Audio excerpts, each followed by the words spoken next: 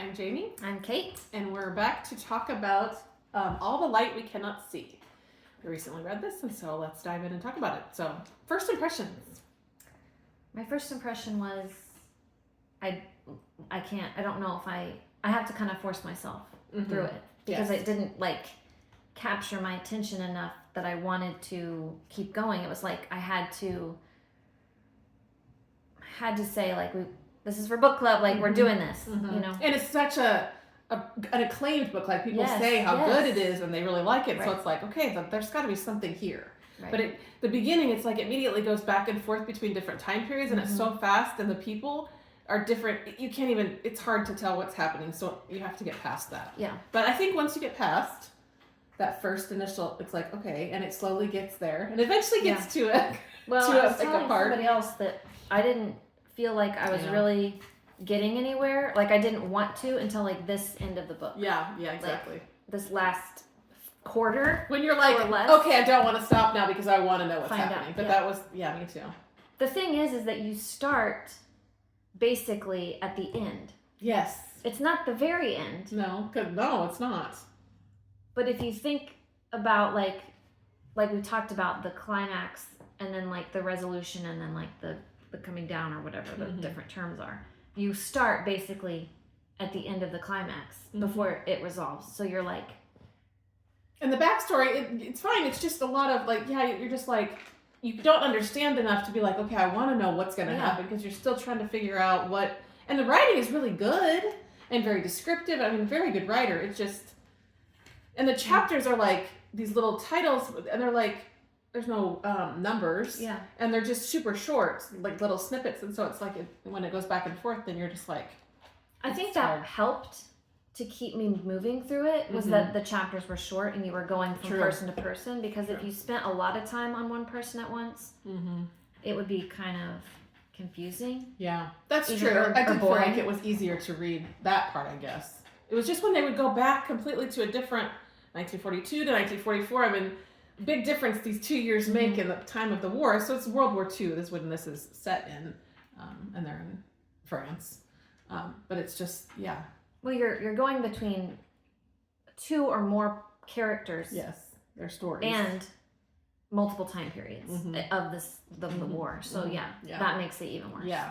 And there are times in their lives, you start at the beginning, kind of towards the end, and then you're like, okay, all the way back to the beginning of their time and how this all came about and why they're part of the war and why how they're part of the war, and then their stories all kind of merge. And, yeah. But I liked that it was a World War II story that didn't make me scared very much. There were some times where I was nervous, but it didn't. A different part of the war, where it was set in France. I don't think I have read as many stories about where that particular area during the war, and so just different perspective of the war.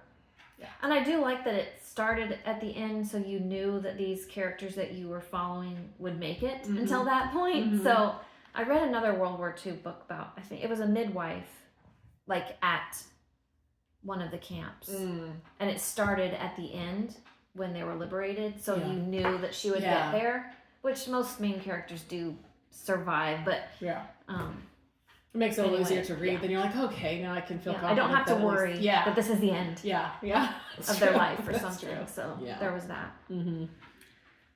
Yeah. So the two main characters were Marie, Lore. We're going to say Marie. Because it was hard. It's like a dash, hyphenated name, but it was just hard to try to say that every single time and know that you're saying it right. It's a French. Yeah. It's we looked it up. It's like Marie. Lore. Yeah. Very pretty. And Werner. And Marie's dad is, she becomes blind as a child. Yeah. So she has very dependent, obviously, on her dad. Yeah. She's a teenager when we see her, for the most part, in the book. Right. And then Werner has a sister, Jetta. Right, and they live in an orphanage. So yeah. Their stories are you separated through the whole time, and then they come together at one point. Yeah. It's kind of cool how it all wraps around. I thought that was very, interesting. So she's her dad has built this model of the town, of the city of Paris, the part that they live in. Mm-hmm. I just think that's cool. I do too. So she would know how to get around, so she can like know how many of everything is, how many buildings, all that, so she can feel confident, which is really nice. Yeah. Like, wow. He was very caring and did like everything he could to help her. I mean, have the little string between the rooms so that she could find everything. And he made it just really easy to be without her sight. Right. And the things he did for her birthday, he would have these extravagant things that she could like open, and she would have to try to figure out how to open them. You know, it was just making it still fun for her. Yeah. It's cool. There was one time when, I think the chapter's called Take Us Home, when he's early on in her like learning how to function as a blind person. He says, he just like walks her somewhere and says, okay, how do we get back home? Yeah. And I remember Dad did that once with, I think, Alex and I. Just remember when you we were coming back from the hospital to see Mom, and he was like, how do I get there? Or how do I get to Anita's? Like, how to get to Auntie's?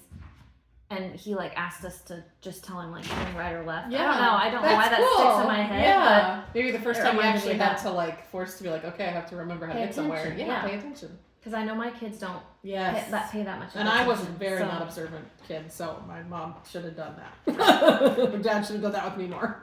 Well, yeah. So I've told them like, there's a Be movie. observant. What is the movie where he's like a agent for the? I can't remember. He's like the bodyguard for the president. And Yeah. the little boy is the president's son. He's like 360 awareness, and he's like, look around you all the time. And I'm always telling my girls, 360 awareness, like pay attention That's around, good. around you. Yeah. Anyway. Because our mom is super observant, and she always knew where, like, directions, like, so good at that, and I'm so not. Yeah. So, it's good. It Good just- thing to have. So, even more so when you're blind, because you need to, yeah. So, that was cool. The writing style was a bit different. It was like, Mm-hmm. it was, I don't know how to describe it. It was like, I want to say like lyrical or like poetic prose. It didn't have that really to it, but it was just the description. I mean, it's good different. descriptions of things and descriptive. Yeah, very descriptive. Yeah. What was the word I used? Do you feel like you really knew the characters, like based on his descriptions of No, that's the thing. Yeah. For me, It I wasn't didn't really feel about like the there was depth of the characters. characters as much? Like I didn't feel super invested in them as people. As like I still wanted to know and I cared about them, but it wasn't like you didn't really know their feelings. Yeah, which is You I just feel knew like what they were doing. I feel like we find that with a lot of books we've read is the feelings thing. We're not getting to their heart, I guess. But you only have so much do time. a little bit, but there's Yeah. the description is more of like describing the area, Mhm. the scenery or the atmosphere. Or the circumstance, what's happening Yes. or whatever in that particular scene or chapter. Yeah. Mm-hmm. The word I used was staccato. The writing. It was just like blunt, like sentence in it. I don't know. I Yeah, don't know that's a how good to way to describe describe it. Yeah. Um, That's interesting. Like he would say 3 storm drains, 4 storm drains, 5. And that was a sentence. Yeah. It was just It's that. Yeah. it wasn't technically a sentence. Yeah. There was no verb. True. Sometimes these you're like, and then it's like really long sentences sometimes, and yeah. And it was hard to follow when they're so Mhm. long. You had to like kind of break it up mentally in your head. Yeah. So I liked that, Mm-hmm. but it was very descriptive. But at the same time, you kind of got like distracted by the description. Yes. Sometimes I'd read a whole thing and be like, I don't even remember what I just Exactly. read. Yeah. I have to go back. Yeah. That was a lot. I was just thinking about Werner. He goes to school basically as part, like to become he's a kid with blonde hair and blue eyes, so he's like this perfect German kid. Like that just fascinated me when they were assessing the blue of his eyes, like the exact blue and the color of his hair. And then they had a verbal exam and they're asking him like the birthday of Hitler. Yeah. They call him the Führer or whatever. But I was like, that's freaky. I mean, that was their whole goal, obviously, but he was,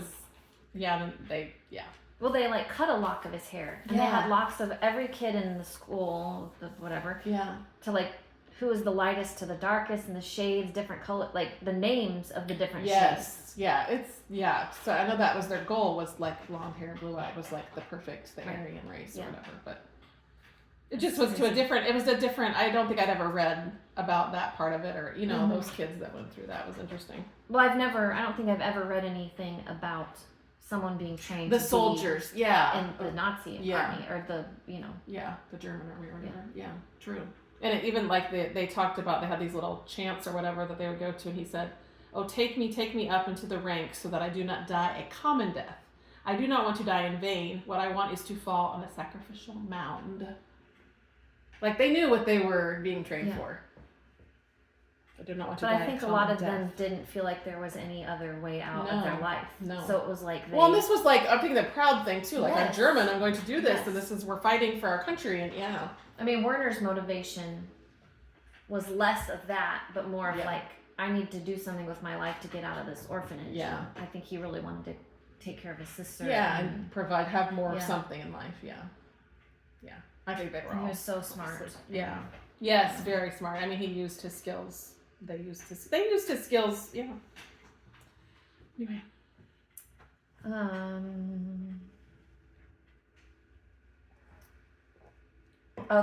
Some of the descriptions I just wrote little things like Marie is eating peaches, and it says wedges of wet sunlight. Yeah. It's just little things like that. Some of the things like made me feel like I was tasting them. Yes. Like when it went down their throat, it was like, oh my gosh, like I could taste the peach like that. Like, that's kind of cool. Interesting. When you can really like sense things, that's cool. That's good writing, I feel like. Yeah. When it makes you do that.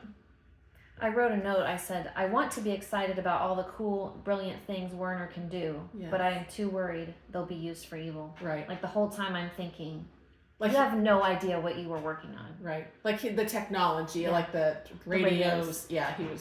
He did that like at the home, when he was at the orphanage or whatever, and they kind of found out about that. Somebody did, and so that's kind of why they wanted him, was because he had that big skill of using that, and they did use it. Yeah.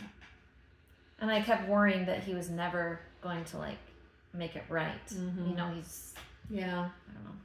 It's kind of brainwashed, you know what I mean? Some of those kids, you can't really help that that's all they knew, and they didn't really know that it was bad at the time, because this is what's ingrained in me. Yeah. So it's hard. I mean, we all in this country have fallen to that sort of thing, just various things. Yeah, the culture for sure. One quote was, "Voluntary surrender of firearms. Anyone who does not cooperate will be shot." And I'm like, it's not very voluntary, right? I mean, it is, because you're volunteering it without it having to be taken away. But it's like, you're gonna die. Don't do it, you will die. So something's getting taken away from you. It is forced, basically. Either it's your gun or your life. Yeah. Which I know that's like, we're laughing about it, and it's terrible, but it is like that. Just I don't know. Yeah. The whole sentence was just. It's just the sign of the times. Right. I have another one that talk from just about the war and what Hitler was trying to do. We were ordering the evolution of the species, winnowing out the inferior, the unruly, the chaff. This is the greatest project of the Reich, the greatest project human beings have ever embarked upon. You're like, sick. And you know that, but just like, gosh, it's horrible. Yeah. It's horrible.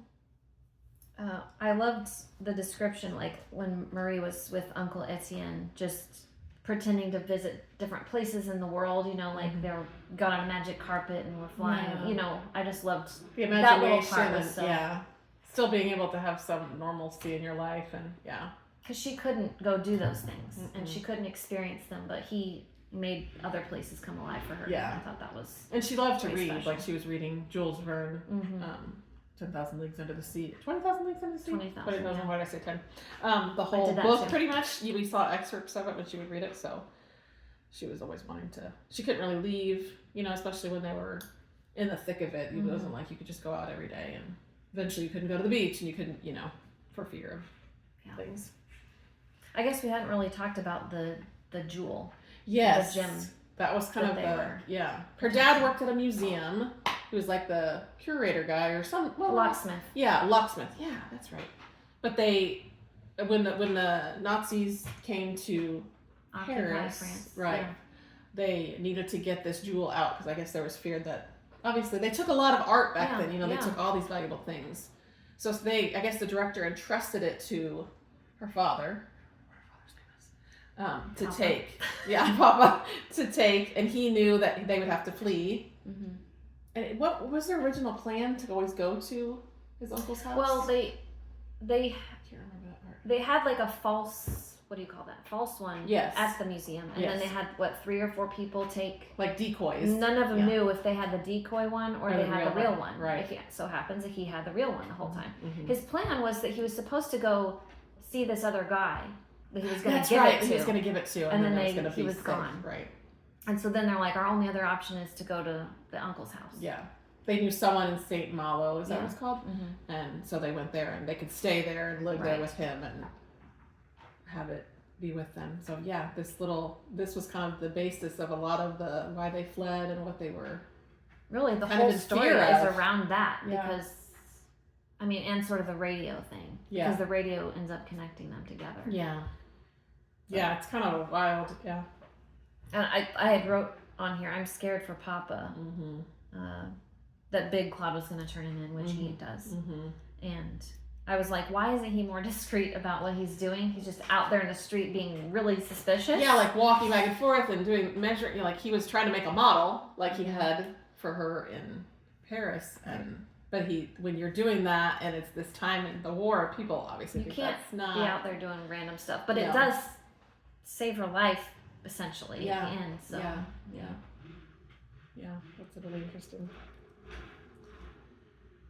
Here was another quote about this cheese tastes like smoke has been stirred into butter. I'm like, was that like Gouda? I'm just like, I know. I can imagine those kind of cheeses that have that smoky flavor. That are really like buttery smooth, Yeah. Those are just some of them. See, I can taste that. I know. Yeah, so cool. There was so the Old Ladies Resistance Club, I thought that was funny. They called it that because the housekeeper for Uncle Etienne was, working for the resistance. Yes. I mean, basically, this story is about people in the resistance. Right. But they are in the resistance, like, not the whole time, but a short time. And then Werner kind of ends up sort of being, what do you call it? Like a deserter. Not really a deserter, but I don't know. Yeah, he just doesn't, He helps. Yeah, he wants to save someone's life versus be on the bad side or whatever. Yeah. I feel like he never thinks about other people or what he's really doing. Yeah, I don't think he does. But his sister's words keep coming back to his mind. It's like something's pricking him to think about it, but he's just not, I don't know if he's not letting himself really think about it either, like just gonna do the job or whatever. Yeah. Because when he ends up with the big guy. What was the big guy's name? Von Rumpel or? Yeah. Or no, the Volkheimer? Yes. Yeah. When he ends up going out with him and trying to find people that are illegally making radio transmissions, and like they start killing people. Yeah. And I always wonder, like, does Volkheimer? I don't think he wants to be doing it either, but he does. Yeah. It's just like I think that's what all they think they can do or whatever. Yeah. Well, what do they? If they don't, they are gonna die. Yeah. Basically. Yeah. We're gonna live and we're just gonna do what we're told, and they're safe. If they're doing that, which is sad. Which is very sad. I know. Yeah. So that's what their job is to go find people that are illegally broadcasting. You know, if they're trying to broadcast things that are against the resistance, people are trying to give codes or something.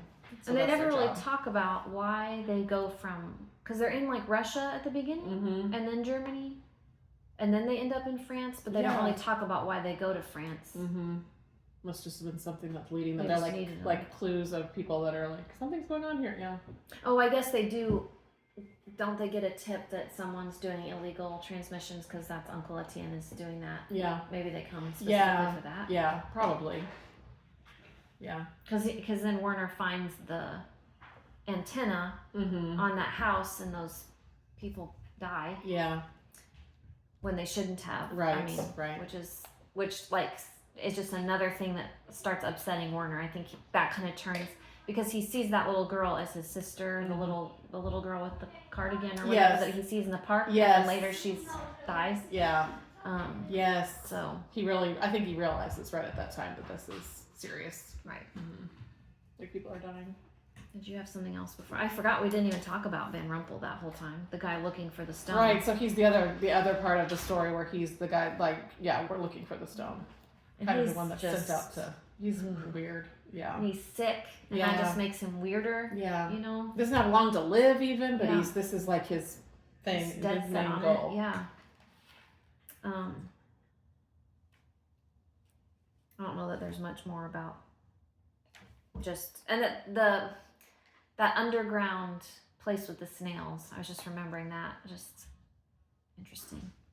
Yeah, the snails was, but she was like going, she would like to go to the beach. Yeah. And because she loved the water and everything, but then they couldn't go to the beach, so then she would go to like It was like but it was a locked. dog kennel. It was a kennel. Yeah, That they used to keep. That's what they kept calling it. Yeah, but it had a key, right? Yeah. And she would go in there and there'd be snails, but it was only up to her. Yeah, like her legs. Yeah, I just couldn't. I was like, I cannot picture this in my head. I know. I'd like to watch the film.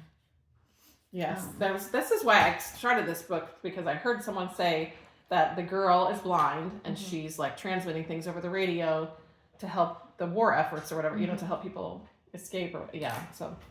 That was enticing. It's a whole way more than that. Way different. She doesn't even the one who's really doing that much in the beginning anyway. Yeah. She just does it for a little while. Yeah, they're at the end where she's just reading basically. Yeah. But so they get these codes. It's kind of like codes, like numbers at first, and these loaves of bread.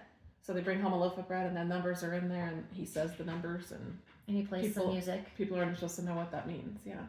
And they end up doing stuff like so and so's looking for their son, or just tell my son I'm safe, or like little messages of that sort of thing. Yeah. And she doesn't know if that's real or if that's a code for something else. Right.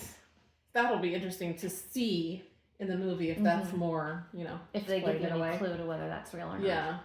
What that meant. Yeah. And I wondered why Etienne does decide to help, because at first he wasn't going to, but after Madame Manek's death, that's when he starts doing it. I think he's like, I got to take on responsibility now. Like this is, and he's in charge of Marie now. Like he's, what do we have to lose? He kind of gets a little bit more bold and wants to do things. But yeah. There was some quote about a boiled frog, and I never really understood exactly what she meant. She said, if you put a frog in the boiling water, it will jump out. Yeah. But if it's in the water and you turn up the heat, it will stay in there and it'll die. Yeah. And I couldn't, because then later he says, was that, what did she mean? Did she mean me? Or was that about her? I never understood that. I know. That was interesting. I agree. If you understand that, please comment. Yeah. And let us know what you think about that, because I didn't. I kept thinking, okay, so if it's her and she gets put in the dangerous situation, she'll jump out. But if she's in it the whole time, she'll die. I don't know. I couldn't figure it out. Because she was the one going to get the she's the one bread every day, and she would say the same thing, or they would give her the bread. How was your uncle? Marie would get it. Yeah, Marie would get it, and then she would go back home. Yeah. So I thought it was crazy that this whole time that these two lives of Marie and Werner are going to intersect, but you're like, when is this going to happen? And then when they finally do the transmission, like I knew the radio was somehow going to connect them, but I didn't, but it's not until this far into the book, like you're this far, and that's when their lives intersect. Page 569 of The Large Prince. Of 700, is when she starts she's transmitting, and then he hears her and he's trapped, and then she says something like she's reading the Jules Verne book, but then she'll say things like, he's below me, he's going to hurt me, and so then he's like, oh, this girl's she's in danger. And he listened to the radio with his sister when they were younger, and it was her grandfather that was the one transmitting. So Etienne's uncle or father was the one that was doing, and so there's that tie there too. Like he would listen to those broadcasts, and his sister loved to listen to the radio, and so I think that's how his love of radio started. And so she starts reading some of those same things or playing some of the guy's stuff. Yeah. So that was her grandfather. Yeah. Etienne's brother. Okay, brother. Right? Yeah. Is that how that? Yeah. Because that's her uncle. Because he's never in the story, so you don't really know. Yeah. But it's tricky. And the false, I know we're skipping around just as we remember stuff, but like the false back of the wardrobe, how they move the wardrobe and put it, that's just so cool to me. Very clever. It reminds me of Narnia. Yes, totally. Yes, definitely.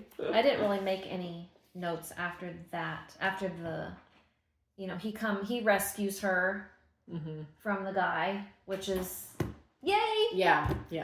and they just have this short time together. I know, it's like so one day, sad. and he really, I think he was like very fond of her, like felt something for her, even just hearing her voice on the radio and then seeing her, and she was a very beautiful girl, and It kind of reminds me just now of is it Sleepless in Seattle? Yeah. Where they don't even know each other, they just hear each other's voice. he They don't even hears see her each voice, other. Yeah. and then they just meet, and it's all good. Yeah. And you're like, really? Just from your voice, I just knew it was you. Yeah. Yeah. Yeah. There's so much though. Oh, but after he rescues her, he helps her get back to safety. Mm-hmm. With He sends the her white one flag, way, like basically. with her white pillowcase, like she's surrendered. Yeah, and then he goes another way, and he's captured, and then taken as prisoner. Yeah. And he had been sick for a while, Mm-hmm. and then it got worse when he was a prisoner. Yeah. And then Didn't want to eat or drink, and then he escapes the prison hospital or whatever. yeah, walks prisoner out of warden. there, and then goes and is a wire that they had set just Landmine. 3 months before, a landmine, and I think he would have died anyway. But Yeah, it's just sad. I know, very. I know sad. you want it to be all tidy and that they get together at the end. Yes, and that's what I happily kind of after. thought. I'm like, oh, maybe, but no. I know. Yeah, it was sad. But she ends up like becoming somebody at the. She works at the museum again where her dad worked. They never did find her dad. Like her dad got taken away and probably was at a prisoner camp or whatever, but they never found him. There was record that Sure he he had was. influenza, so I just think he assumed that has. he just Yeah. succumbed to that. Yeah. But yeah, she doesn't ever marry, but she does have a child. Mhm. And I think that, is kind of her whole world, the Yeah. daughter. Yeah. Yeah. And They talked about her as an adult, like, so thinking Mhm. back on, she still can't wear shoes that are too large because she would go out in his shoes because she didn't have shoes, or she can't smell a boiled turnip without experiencing revulsion. And then she says something at the very end. Every hour, she thinks, someone for whom the war was memory falls out of the world. Like, the end is 2014. Mhm. So by then, most of those people are dying or have been dying. So it's Yeah. like, that's starting to fade. Yeah. These people. It's just interesting. And it does Jetta, his sister, comes back in the end, and they meet as adults. Like, it's, So do they? I can't remember what happens to the stone. Does she get it back? It doesn't, I feel like it doesn't, she must, because it's in the box, and I think it comes out in her hand, but what I happens thought it to wasn't in the key was in the box. Oh, but right? not the stone. And Something so then comes she out into her goes hand. to the place and goes in the. Does she find it in the kennel? Oh. I can't remember now. I know. Because I remember it wouldn't have been the stone, or everyone would have been like, "Wow." Yeah. I think the key falls out of the box. Yeah. She takes the key and she does go back to St. Malo. Yeah. And she goes to that place. Yeah, but because they do go back there. That's right. I don't know if she finds it. I don't remember, or it doesn't say. Yeah. If you know that, So. let us know. But this book was a lot, but it was good. But there was just a lot to it, a lot of stories. Yeah. Intermingled into one story. Yeah. I don't But I do think regret it was, listening to it. No, I or do reading think it was a good book. Yeah. It's I mean, I think it weird, gave me a different perspective of the war, so that's always good. I like to learn more about Yeah. World War II because it's fascinating to me. So, if anything, it was I would have liked to have soaked in the descriptions more. I feel like the descriptive stuff I would have liked it and enjoyed it more if there was more to the. I know. Almost I'll that you couldn't have both. I felt like it was, Because like I said, sometimes I'd read a whole thing and be like, what did I liked What the did I just description, read? but what was that even about? Yeah. You know what I mean? I hate when that happens when you're reading, but sometimes it just does. Yeah. I did start the limited series, the show. Okay, It's yes. 4 episodes. It's on Netflix.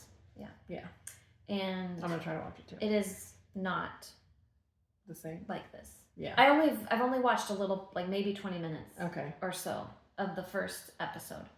But I'm already like, what? Of course. I mean, It's not going to be the same. yeah. And I don't think I'm giving anything away by saying that it starts out with her transmitting Okay. things. It's Yeah. like starts at the end. Okay. Different end than the book starts at the end. Do you know what I mean? Yeah. That's probably why my friend that said that, it was like, oh, and I was thinking this whole time she's going to be the one doing it the whole time, and it just wasn't that way. Yeah. But that in the end, that's what makes And it come together. the thing you know, at the beginning when Werner's with what's his name, and they go into like an underground bunker. Yeah. at the beginning of the book. Yeah. At the beginning of the episode, there's like an explosion, and then they get trapped. I think under an explosion, and I don't think they go into a trap like a that's bunker. Part of the book, and they go back and forth between that. Like here that happened, and then that's when it started to confuse me a little bit too. Okay. It just looks like they don't actually try to get into safety. Mm-hmm. They are like trapped under just the rubble. Is what it looks like. But that was like the last part I saw of the episode, so I don't know. Okay. Well, I don't know. All that to say is I have a feeling it's going to be a little bit different. Yeah, I'm sure. Than the book, but I still want to watch to see compare it and just see what this looks like in someone else's head. What they can visually. And Auntie said, because she taught blind students, she said that she's watched the thing, but she hasn't read the book. Okay. And the actress who plays Marie is legally blind. Okay. She still has some sight, but she's legally blind. So I thought that cool. was It was always good when the people that they play are. I mean, some people do a really good job of faking it, but some it is makes it more realistic. Yeah. And you see her like reading the book with the braille. Yeah. So I'm sure she probably can. Really read it. So that's interesting. Sure. Yeah. Interesting. So what would we give this book? That's tricky. Out of 5 or out of 10? Well, we usually do out of 10. Yeah. I mean, it's more than 5. Because I do think it's worth a reading. It's hard to say because it's like... It's just like you have to be a person that's like, I'm going to just get through this hard part and keep going because it will get interesting. It may not be like something that's like, but it will get more interesting. I mean, the writing itself, I would say like a 10. It was really good writing. Yeah. I can see why it's... why it's popular. But we felt that way about a lot of things that had like a lot of hype. They just didn't do it for us. Yeah. But so I feel like the writing style I would want to say a 10. Yeah. I don't want to put this down. I want to go read every night. Okay, it's not a 10. No. It's not a 5. No. It's like a 7. Yeah, 6 or 7. Yeah, I know. That's what I want to. I always want something to be like, I'm ready to go read tonight, but I was sometimes like, I want to, but I just can it get better? Very few books am I like, I have to take this with me everywhere I go because I want to read it so bad. Yeah. Redeeming Love. So, what'd you say? Redeeming Love was that. Yeah. Some books. And they're easy to read, so it's easy to just pick up and keep going. Like Gone with the Wind was definitely one you want, but it wasn't it wasn't super easy read. Yeah. Like 1984 was like a 1. Shoot me in the head. Like, forced to read it. Like, force yourself. It's like shoving the food down your throat. This was not that bad. Yeah. But maybe like, I don't know, probably I 6. would say, I agree. Just a 6. 6 to 7, I'd say. But the writing definitely a 10. But you could disagree with us and maybe you got into it better. Some people maybe, I'd be interested to see. I'd like to know what one of our other book club ladies would say. Yeah. The one that's read it. Yeah. Because she loved it. Yeah. It's good on so many levels. Yeah, okay. This, the front of the large print says, if a book's success can be measured by its ability to move readers and the number of memorable characters it has, Story Prize winner, Doerr novel triumphs on both counts. So ability to move readers and the number of memorable characters. I mean, I do think the characters are memorable. I would particularly like Marie. I mean, Marie and Warner are probably because you feel like you know their lives fully. I just like her story because I just think the little model that she uses and all those little details are just interesting. But overall, I guess if you kind of went between the average between the 7 of the likability and the 10 of the writing, you kind of could go maybe into a... We're giving it a good, not a negative. Yeah, I agree. Like our final stars. I still want to say 7.5. Yeah. Yeah. Because of writing, but I don't want to go all the way too high. So maybe 7. Yeah. Because we're not going to do half stars when we're doing 10. Okay. 7. But still is a good review. Still is a high. Yeah. So that's my thought. Okay. There we go. Yeah. Stand by for our next read. We'll introduce that soon. Yeah. And comment below if you have any other thoughts. Yes. Okay.